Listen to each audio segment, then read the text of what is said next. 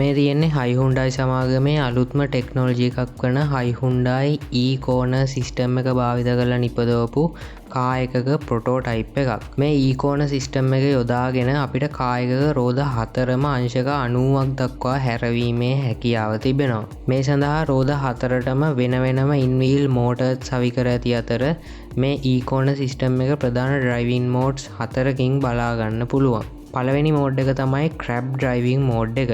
මේ ක්‍රැබ් driving mode එක මගින් ඉතාමත් කුඩා ස්ථානයකදී පවා අපේ කාර් එක ඉතාම පහසු විදිහට පාක් කිරීමේ හැකියාව ලැබෙනවා.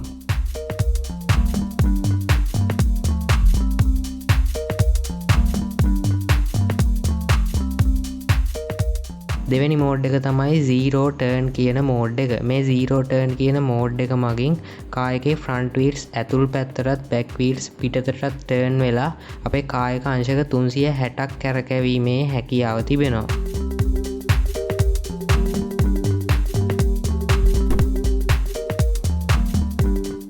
තුන්වෙනි මෝඩ් එක තමයි pivot turn කියන මෝඩ් එක.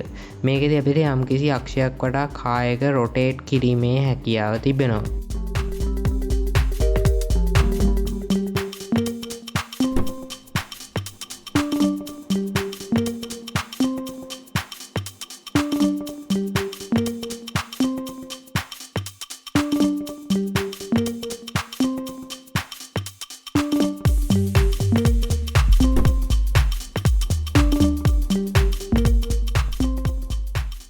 හතරවන සහ අවසාන මෝඩ් එක තමයි ඩයගොනල් මෝඩ් එක. මේකෙදි කාර් එකේ ඇති රෝද 4ම එකම දිශාවකට රොටේට් වීම සිදු වෙනවා.